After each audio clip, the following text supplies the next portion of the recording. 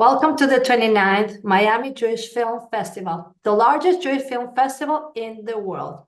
We want to thank you, first of all of our members, sponsors, community partners, volunteers, all of you film lovers, and especially our presenting sponsors, the Center for the Advancement of Jewish Education and the Greater Miami Jewish Federation for their continued support throughout all these years.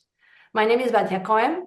I am an art historian, and I am excited to be moderating a virtual conversation with historian Jonathan Petropoulos and author Simon Goodman, as well as producer John Friedman, from the movie Plunderer, The Life and Times of a Nazi Art Thief, which is premiering at this year's festival. Thank you all for joining us. So the first question goes to Jonathan. You interviewed Bruno Lose multiple times over nearly 20 years. What was your initial impression of him, and how did your view change as you uncovered more about his past? Oh, great question, Batia. Thanks for having me here. Well, the first time I met Bruno Loza in 1998, I could already sense a kind of aura around him. And this is discussed in the film, of course. And he had a real presence to him. He was physically massive. He was about 6'4", and he weighed over 300 pounds. And he had the largest hands I'd ever seen of anyone. And I was immediately put off guard, if you will, really. I mean, there was definitely something that was I could feel and sense from him, and that never went away. And I interviewed him actually about a 9-year period, but I interviewed him about 30, 40 times. And even at the end, he had a kind of quality to him where his past was visible with him. And I knew quite a bit about his past, of course. I had read the OSS, the Office of Strategic Services reports, and I knew that he had been complicit in these crimes that were not just theft, but murder as well. And so, I knew I was dealing with someone who had a very dark past and had secrets. And so, whenever I went to see Loza, I would wake up early in the morning with kind of nerves in my stomach. And it wasn't an ordinary day when you went to encounter this kind of person, this kind of evil, if you will. And I didn't enjoy it very much, but I saw it as my duty to go and talk to him and to find out what I could. And I would just mention that when I did make these trips to Loza, I would often report back to others about what I discovered. I sent letters to the FBI. I sent letters to the Office of Strategic Services at the Department of Justice, the Nazi hunters, intelligence to the auction houses. So I saw it as my duty, because I had this opportunity to go and encounter this very dark individual. Did you ever felt that risk? Did I ever feel felt that risk, like when you were interviewing? No, I never did directly from him. I mean, of course, he was so old. He was in his late 80s when I first met him. And I did worry a little bit about networks and what might transpire. Also, because Loza worked with or worked for the Wildensteins, that made me apprehensive. The Wildensteins are very secretive, and they have a reputation. I had been offered by a publisher a very sizable advance to write a book about the Wildensteins. And I went to one of my mentors, a curator, and I said, "What do you think?" And she said to me, she said, "Don't do it. First of all, there's a good chance you'll be wrapped up in litigation for a long time. And maybe there's something worse that would happen to you, if you expose them for their links to Loza and this dark past." And so, around the edges, I would sometimes hear warnings, and I would sense that there was an element of danger. But it was never so extreme or so visible that it stopped me from doing anything. But there was definitely a sense this was an adventure, and this was dangerous. And I was cognizant of that going out to find old Nazis was not an ordinary day. Yeah. Did he ever felt remote, you think? Or he never felt any remorse of what he did? Don't you think? No, I mean, I guess the best thing one could say about Loza was that he did not deny the Holocaust. Yeah. He admitted that it had occurred and that 6 million had perished, 6 million Jews, and about 5-6 million other victims had perished. He said it was unnecessary, that it was not central to National Socialism. I disagreed with that. I think anti-Semitism and the Holocaust are central to the Nazi mindset, the worldview. But he, really what his mindset, he was very cynical, and he didn't want to deal with this history. One of the most upset, probably the most upset I ever saw Bruno Loza was when we discussed the memorial to Europe's murdered Jews in Berlin, the Peter Eisenman Memorial, right where the Reichschancellor had been. And he thought it was an incredible insult to the Germans to have this memorial to dead Jews in the Reich capital. And he turned violet red, almost purple, and he was so upset about this.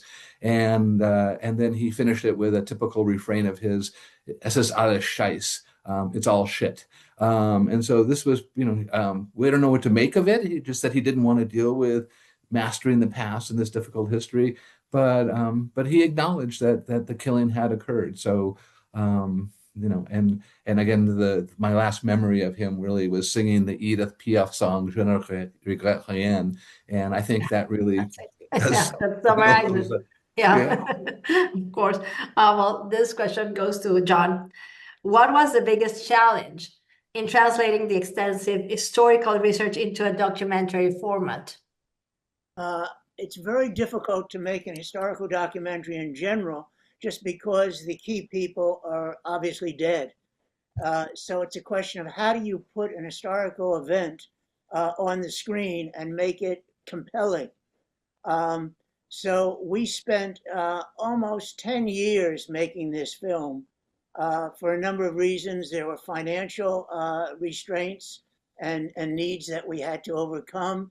Our director had a number of other obligations, and then COVID hit. So there were many challenges, not just the fact that it was an historical documentary.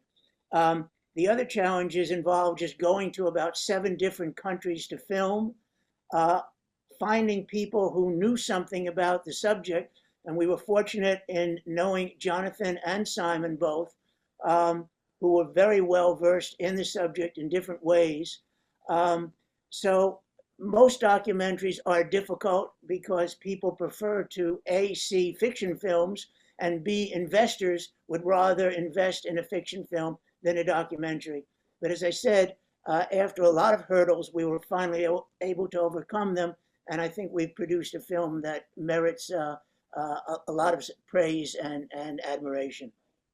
So how do you come up with the topic or with the specific case of Dr. Lowe? Well, I don't know if he's a doctor, Lowe.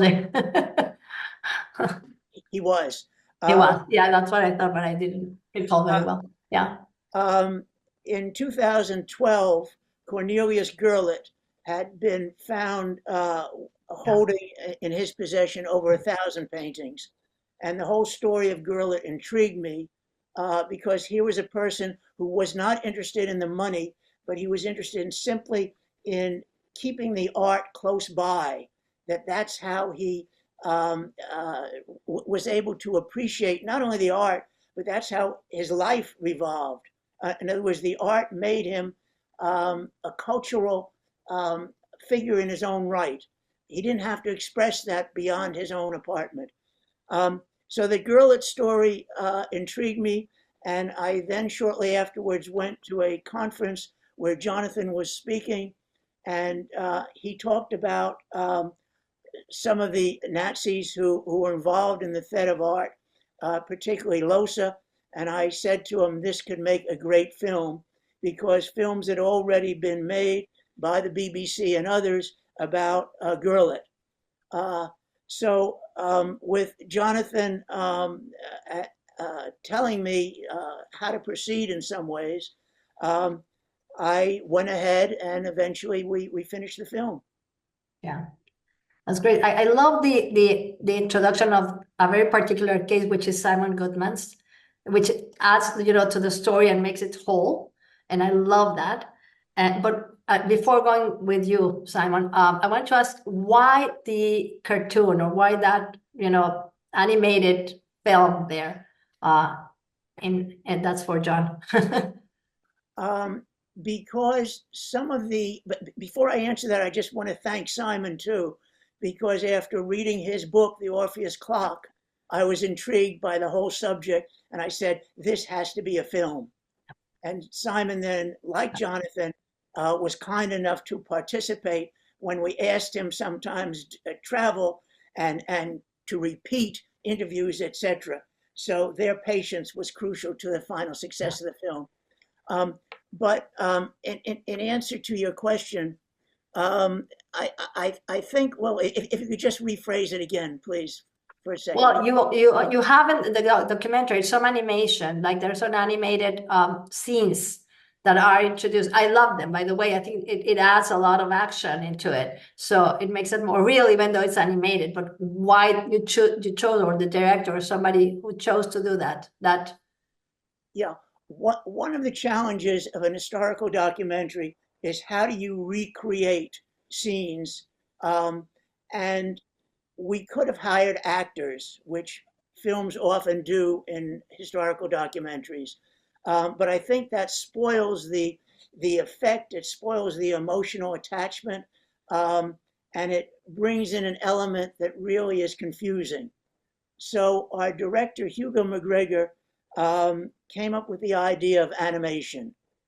And we had a lot of troubles originally with the animation, because one problem with animation is it can become very cartoonish, and we didn't want that. It had to be serious. So Hugo particularly worked with the animation company in England, and we had a number of suggestions. Finally, they came up with, I think, suitable animation that was not cartoonish, but had a certain dark element to it. And I think it works. I think it works perfectly well. Yeah. So Simon, this is the next question, goes to you. What prompted you to begin the decades-long quest to recover your family's collection, and what were some of the initial challenges you faced? Thanks for inviting me to participate. It's a pleasure and honor. How I got into this was because I grew up in London after the war, literally growing up in the dark. My parents never told me anything about the Holocaust or even the war. And my father was an enigma, and he died without ever sharing his story or my family history with me or my brother. So when he died, we inherited his old correspondence, letters, old art books, and it was from that we pieced together what had happened. And also it became quite apparent that there was a lot of art. In total, I kind of calculated it the other day, actually, just for a different interview. The Nazis stole from us over 1,800 pieces, of which over 800 are still missing, as it turns out, despite the fact that in the last 30 years, I don't want to pat myself on the back, but I think I've been more successful than many in recovering nearly 500 pieces. So I wanted to know what my history was. I wanted to know who my family was. From a legal point of view, when I started discovering some of the gold and silver from my great-grandfather's collection, I had to create a family contract, which involved all the direct, the lawful heirs of my great-grandfather, Eugen Gutmann. So in the process, directly, indirectly, I was uniting a very, what's the word? Spread. Well, I found cousins in Israel, in Canada, Switzerland, Brazil. Do you see what I'm saying? Nobody knew anybody. Most had changed their names. I mean, like my mother had me christened, believe it or not, when I was 12. I mean, I think there was a sense that nobody was sure if it was over yet. And we wanted to cover our tracks, and so nobody admitted to being Jewish. Um, it was a very unsettling. I thought I was a happy kid growing up, but actually, in retrospect, it was all rather strange and lonely. So this is my attempt to establish who we were. I was able to write a book, as John kindly mentioned, the Orpheus Clock, where I tell some of my family history. So today I can tell my children and grandchildren exactly who we were, which is something that I didn't. I wasn't lucky enough to sort of have that privilege. I don't think we were alone. Families like mine, victims of the Holocaust, those who did survive, like my father and his sister, my aunt in Italy, were seriously shocked, were quite damaged, and did not want to talk about it at all. So that was my motivation. And then it turned out a lot of the art was rather beautiful.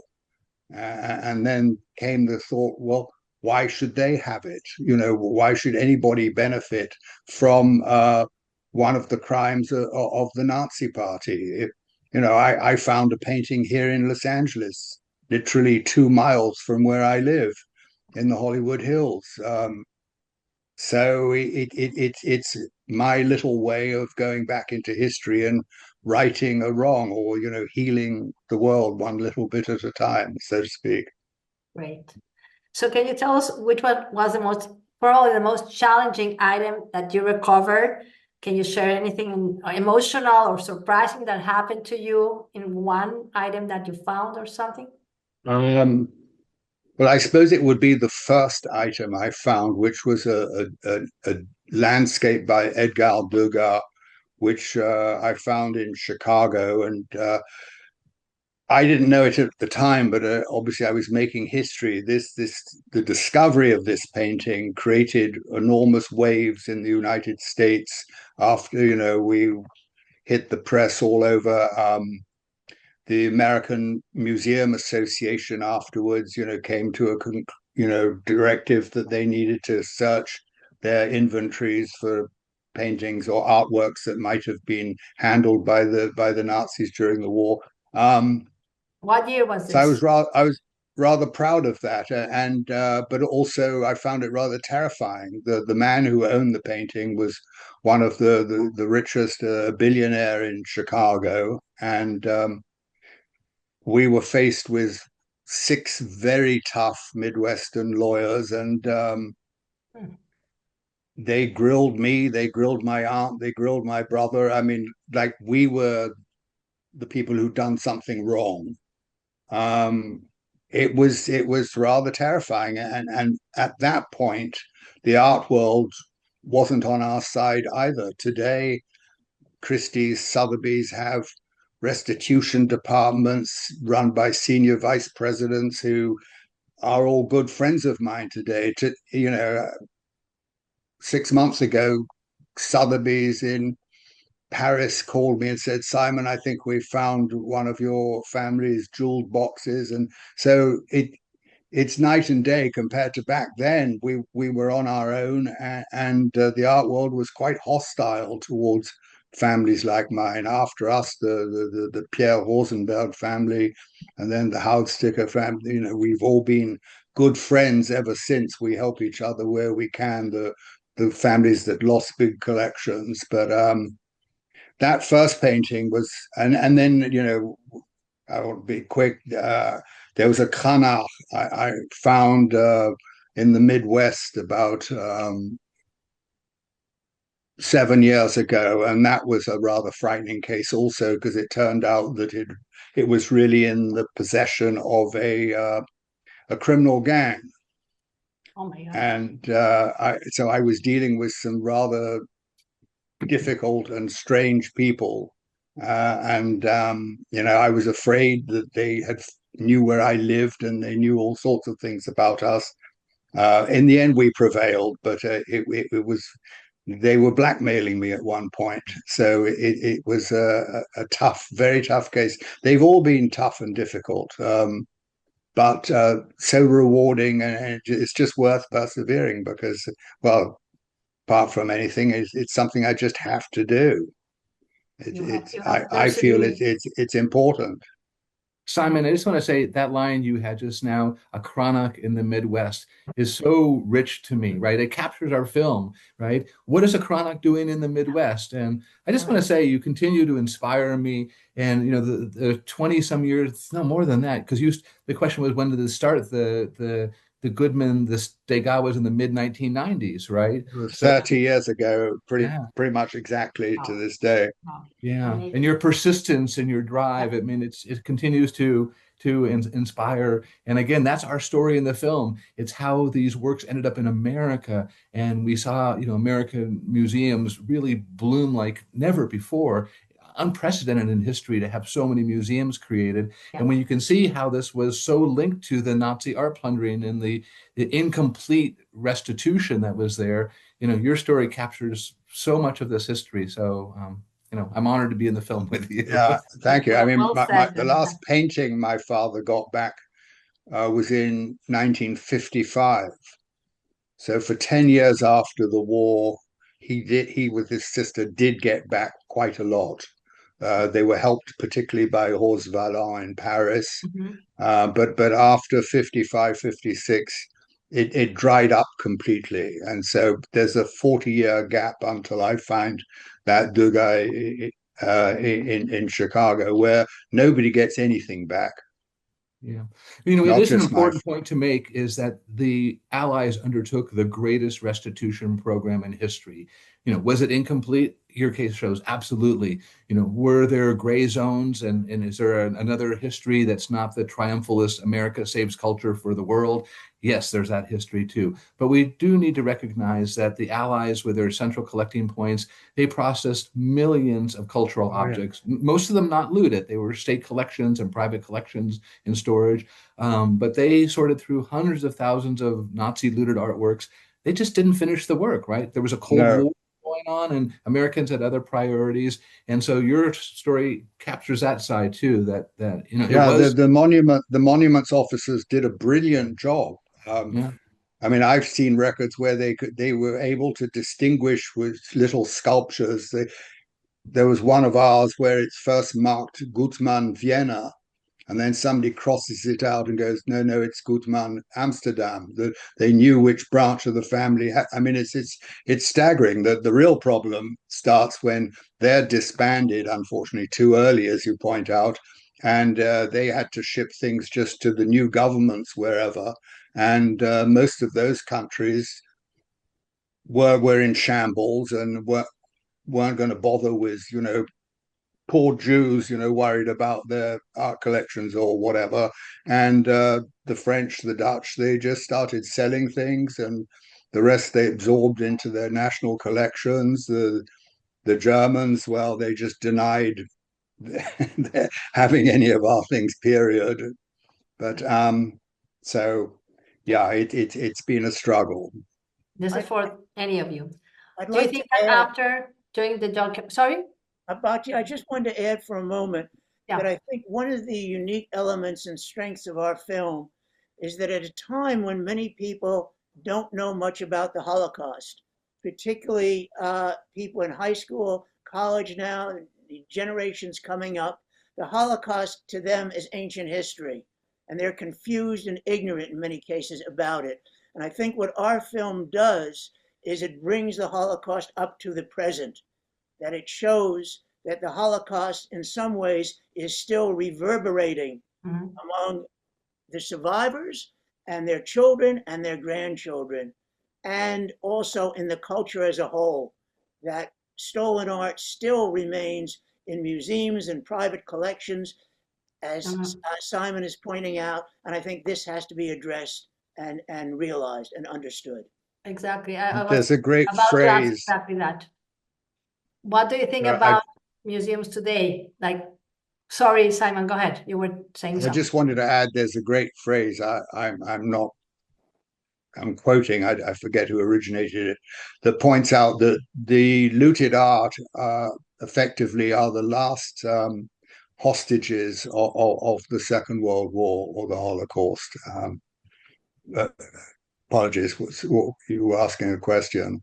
No, the question is that because the documentary states a lot about the guilt of the museums and not only private owners, but museums. And how do you feel about it? Like any of you can answer this. I'll jump in here. I mean, because I've Right. written about museums historically, and I've worked at a museum before, and I have a sense. It's much better now with the current generations of curators and museum officials, but it's not where it should be. And when you compare it to Ted Rousseau, one of the swashbuckling, piratical, curators who is violating export laws and acquiring Nazi looted art, yes, they look much better today. But I can tell you a number of stories. I mean, my scholarship has practical application. I serve as an expert witness in many restitution cases. And in the last month, there was a museum on the East Coast, Philadelphia Museum of Art, and they refused to allow us to see the back of the painting. There's a Piet Mondrian that is being claimed, and they won't even let us photograph the back of the painting. And that's not best practices.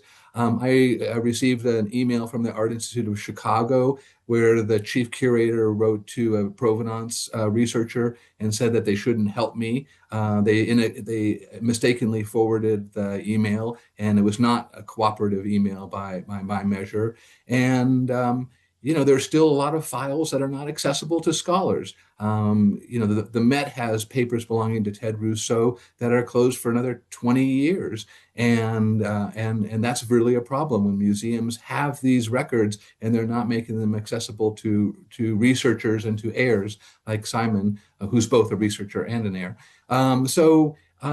It's better than before, but we can still do better, and museums can do better in this regard.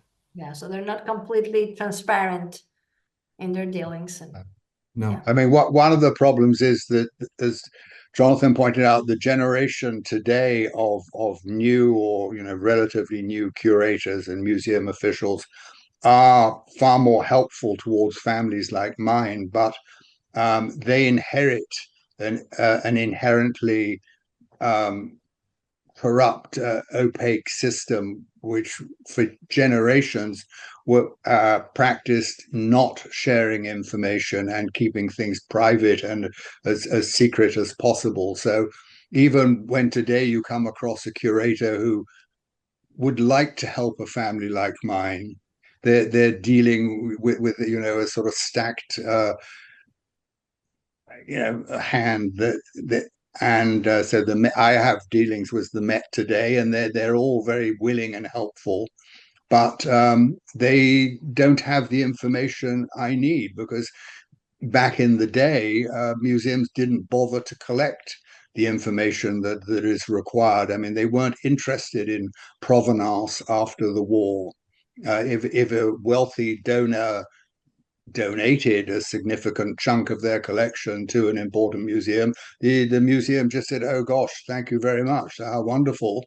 And they never questioned the donor as to where they got things from. So today you look at a provenance and it has one entry for 1975 and nothing before that. Yeah, it's a big problem. Yeah, it's a big problem. So after you made the documentary, have you found any other cases that have been restituted? Of course, I know that Simon had some, which I just heard, but I don't know about Jonathan. Did you find anything else like after that, after the documentary was filmed? Well, as part of the documentary, we had a researcher or several researchers who were excellent. I'm thinking of Tina Naber as one person in particular. And, we did additional research subsequent to the publication of my book, Goering's Man in Paris in 2021.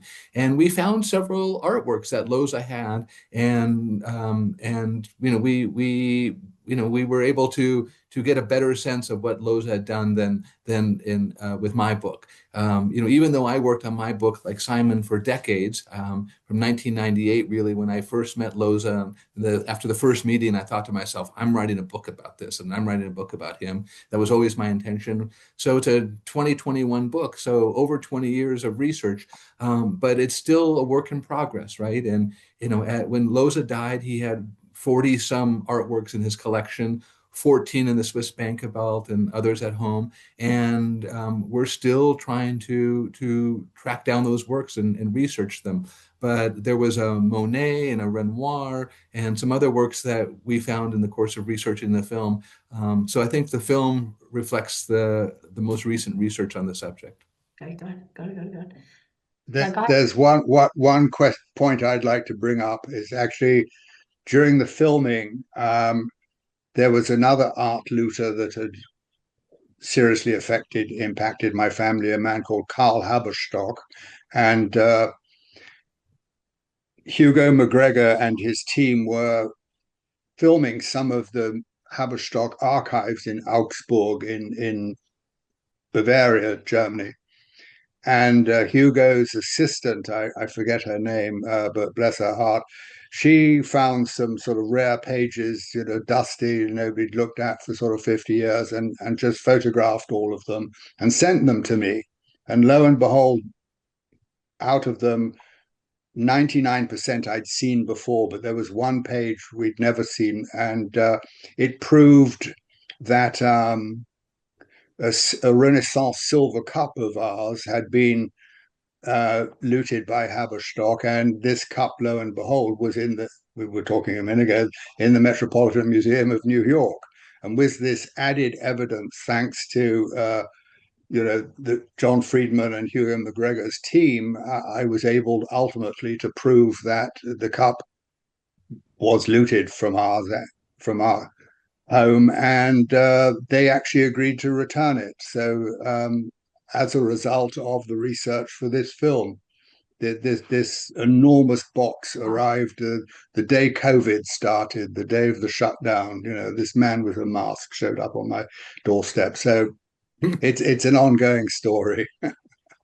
It's ongoing in the sense too that we knew of a relative of Loza's, a nephew, who had a painting that was owned by Hitler and was stolen.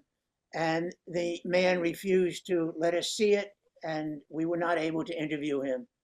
So the story continues. Of course, you need a second documentary then. Well, so the last question is for John, the producer. What do you hope is the main takeaway for viewers, particularly concerning the families who are still seeking restitution? I think it's important that the families realize that they shouldn't give up. One of the things that I admire about Simon and Jonathan both is their patience and their persistence. That I think the families have to realize that when they embark on a quest to find a stolen painting or objet d'art, that it's going to take money and it's going to take time, and there are going to be many obstacles. But I think the quest is worth it by itself, and in many cases, I think the quest will be successful. So I hope that our film Plunderer tells families that there are ways to find their art, and they must persist. Anybody wants to add something? Well, I just would add that the law encourages that kind of persistence. In America, one can never have good title to stolen property, right? And so, there are what they call technical defenses that are used by museums and others who hold Nazi looted art. Those are things like statute of limitations and laches. Why didn't you go after it earlier? But fundamentally, if something is stolen from your family, you have a right to obtain it. And there have been political efforts to limit the use of technical defenses. the Holocaust Expropriated Art Recovery Act, the HERE Act, is currently being renewed in the US Congress right now. It just came out of the Senate committee last week. And so that limits the technical defenses that can be employed. So like John Friedman said, if your family has lost something, please pursue it. You have a legal foundation on which to build. I was thank at the you. Senate 10 years ago when I gave testimony to the Senate Judicial Committee, and as a result, the HERE Act passed in what was then Obama's lame duck year. It's the only bill to get through, get signed off by both the Republicans and the Democrats. And now we have this similar situation where they're actually in agreement. This is about the only thing they're in agreement. So it's just got out of committee, and because initially they had to put a limit on how long the bill would last for, because the American Museum Association objected strongly.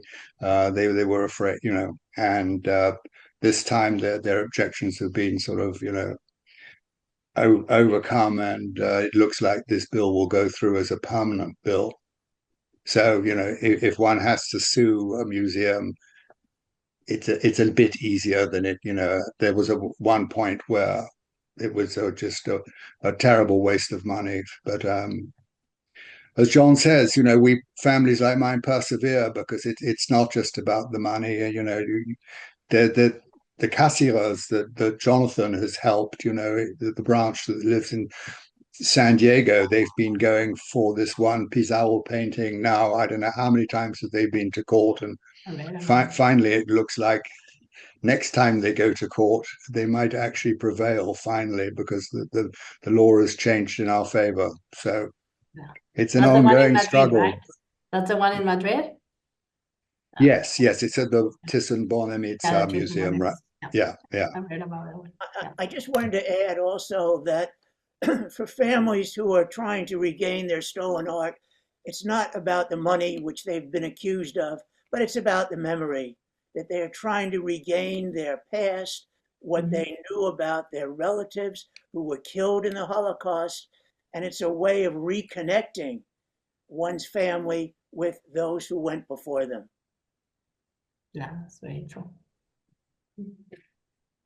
Well, thank you. Thank you to historian Jonathan Petropoulos, author Simon Goodman, and producer John Friedman from the movie Plunderer, The Life and Times of a Nazi Art Thief, for joining us. Once again, thank you for all of our members, sponsors, community partners, volunteers, all of you film lovers, and especially our presenting sponsors, the Center for the Advancement of Jewish Education and the Greater Miami Jewish Federation, for their continued support throughout all these years. And thank you, our audience, for participating in the 29th Annual Miami Jewish Film Festival. Thank you, everyone.